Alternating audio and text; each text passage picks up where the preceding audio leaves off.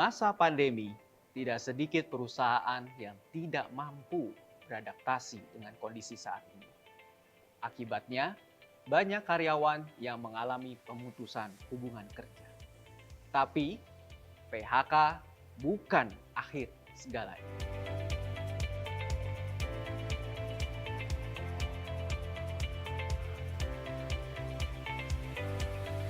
Saya Budi Raharjo, Anda menyaksikan Infonomo.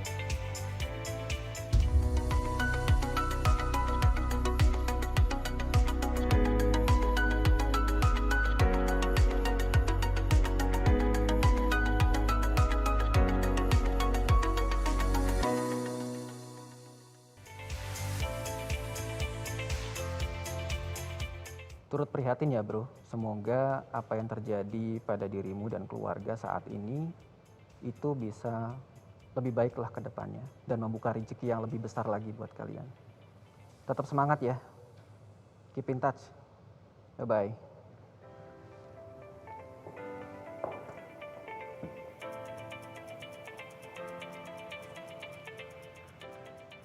Baru saja seorang sahabat saya menghubungi saya bahwa ternyata perusahaan di tempat dia bekerja saat ini tidak mampu menahan badai pandemi. Sehingga mau tidak mau manajemen harus memutuskan untuk mem-PHK sebagian karyawan. Dan salah satunya adalah sahabat saya. Tidak banyak yang bisa kita lakukan buat mereka kecuali ucapan prihatin. Bagi sebagian orang, PHK bisa berarti seperti kiamat. Tetapi bagi orang lain, justru PHK bisa menjadi peluang karir kedua, tergantung bagaimana kita melihatnya.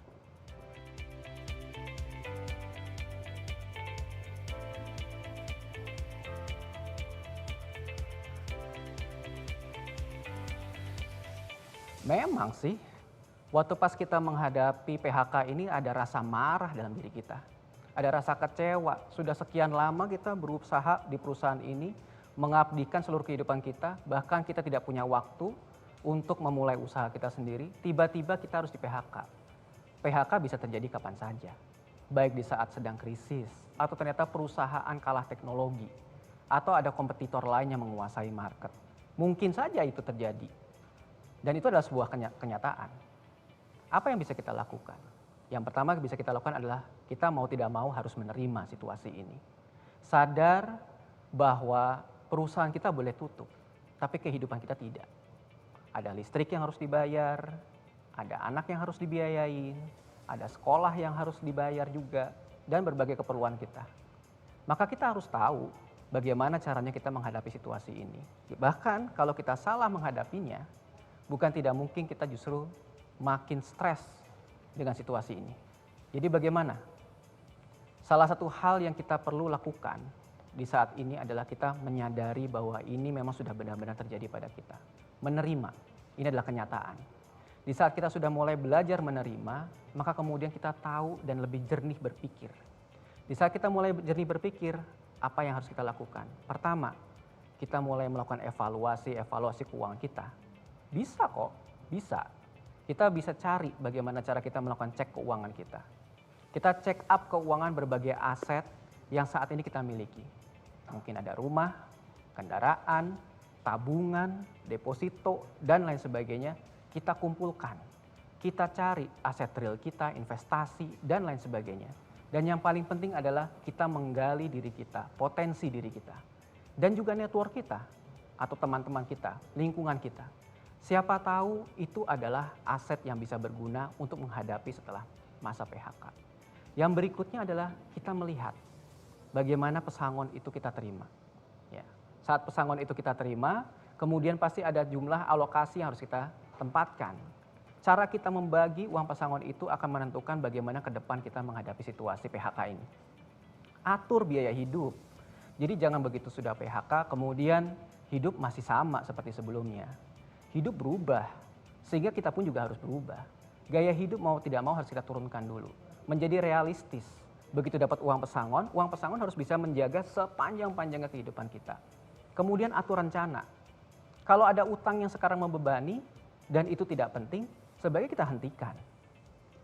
Aset yang berbiaya tinggi, yang menuntut maintenance atau perawatan yang besar, juga kita perlu pertimbangkan ulang. Mungkin harus kita lepas dan sebagainya.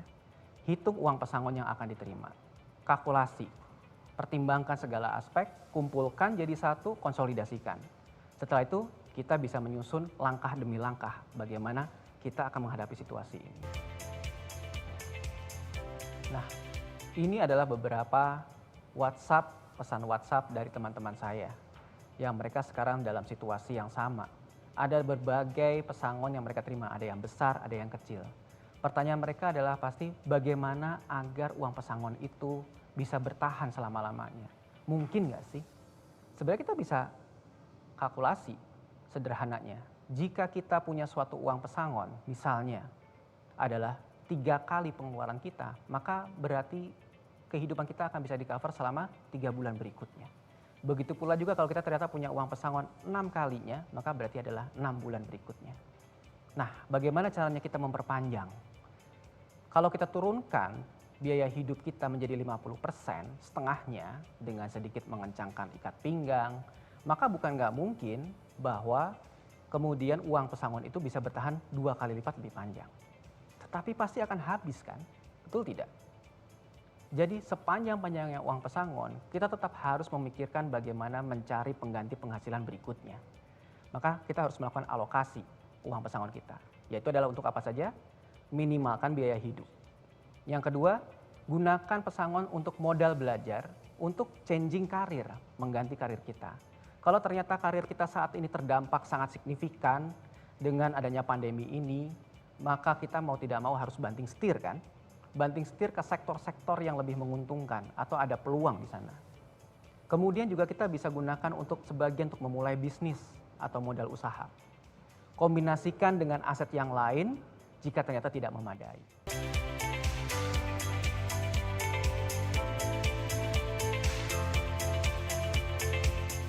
Ia tidak akan disebut banting setir kalau tidak betul-betul kita melakukan pivot ya, muter balik gitu. Ya, kenapa kok bisa begitu sih? Karena memang betul-betul mungkin sektor yang kita sedang hadapi saat ini itu sangat-sangat terpukul. Jadi hampir tidak ada peluang di dalamnya. Masa kita mau nungguin?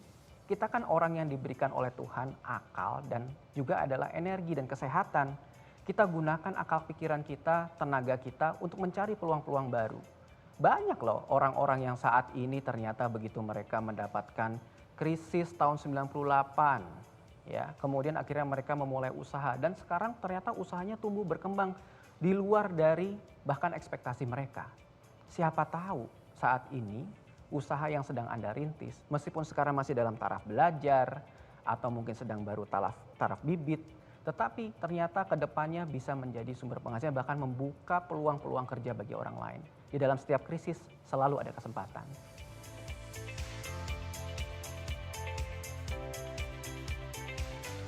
Kalau di saat seperti ini mungkin berbeda di zaman-zaman dulu. Bayangkan waktu pas krisis tahun 98 mungkin orang harus gulung tikar betul-betul ya. Sampai kemudian bahkan nggak tahu bagaimana dia harus memulai usaha. Ada yang harus jual gorengan dan lain sebagainya gitu.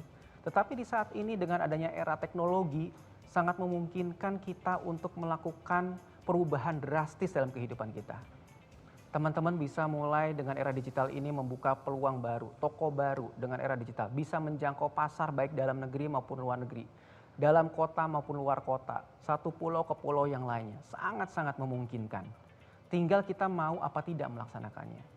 Memang kita harus mempelajari, dalam setiap kita menjalankan bisnis, kita butuh juga modal selain modal uang, tapi juga kita butuh modal belajar.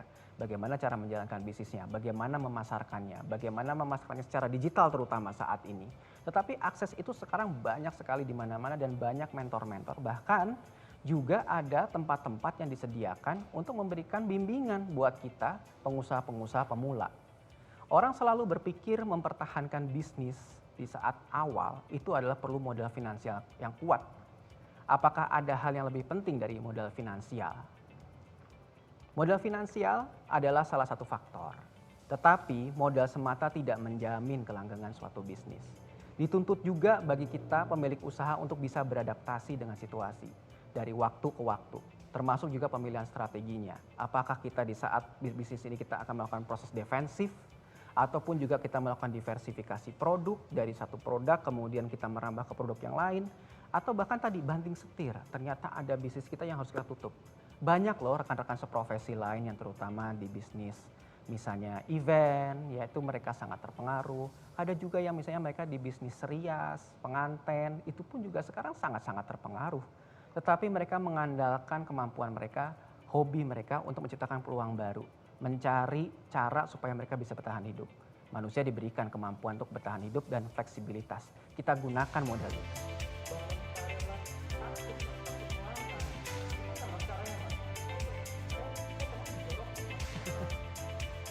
Takut tuh wajar kan? Kita akan merasa takut ketika ternyata itu adalah suatu tempat yang kita nggak ketahui. Kalau kita bicara masalah bisnis, dan kita selama ini adalah seorang karyawan, tentu kita kan nggak tahu bagaimana sih medannya bisnis. Biasanya kita mendapatkan penghasilan rutin tiap bulan dan ada kepastian, tiba-tiba sekarang kita harus hidup dari komisi misalnya, kita harus hidup dari keuntungan misalnya, atau bahkan juga dari hal-hal lain dari bisnis yang bisa kita peroleh. Dan sifatnya biasanya variabel.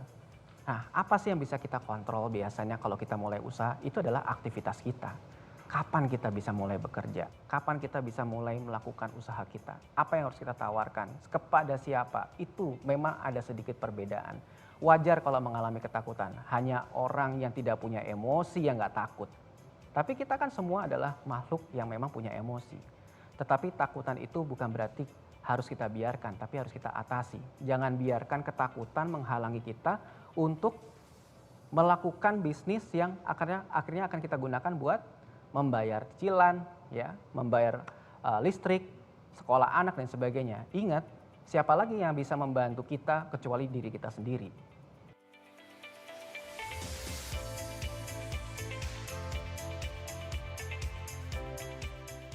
Dalam berbisnis, resiko akan selalu menyertai. Dalam investasi, resiko akan selalu menyertai. Tapi memang resiko itu selalu ada dalam kehidupan kita. Kita mau jalan aja dari rumah menuju lokasi kerja kita aja banyak resiko. Ya mungkin ada resiko kehujanan di jalan, ada resiko kena macet, dan lain sebagainya. Begitu pula juga bisnis. Resiko adalah bagian dari kehidupan kita. Tetapi yang paling penting juga adalah bagaimana cara kita mengatasi resiko itu. Bagaimana kita mengelola resiko itu. Syukur-syukur resiko itu bisa kita minimalisir atau kita bisa memanfaatkan resiko itu sebagai suatu peluang. Manajemen resiko dalam bisnis penting. Kita harus bisa membatasi resiko. Resiko apa sih yang paling terburuk dari usaha? Adalah resiko kerugian finansial kan? Nah, berapakah kerugian finansial yang mungkin kita bisa tanggung? Berapakah resiko kerugian finansial yang bisa kita tanggung? Itu kita harus ukur. Setiap orang bisa bervariasi. Ada yang sanggupnya 5 juta, ada juga yang sanggupnya 1 juta, ada juga yang 100 ribu. Mulailah dari suatu risiko yang bisa kita tanggung. Dari situ kita memulai apa yang bisa kita lakukan. Jadi kadang waktu pas kita mulai bisnis jangan hanya fokus kepada untung saja, tapi juga kita fokus juga bagaimana cara kita mengelola risiko kerugian dari usahanya. Gimana caranya? Tambah pengetahuan, tambah keahlian kita di bidang tersebut. Kemudian perluas pasar. Biasanya kegagalan pebisnis pemula adalah kegagalan menjual. Tapi ingat, selama ada manusia berarti ada pasarnya. Kalaupun orang ini tidak membeli, kita bisa menuju ke pembeli yang berikutnya. Terus. Ada 270 juta penduduk Indonesia. Masa tidak ada satupun yang membeli produk Anda? Pasti ada kan?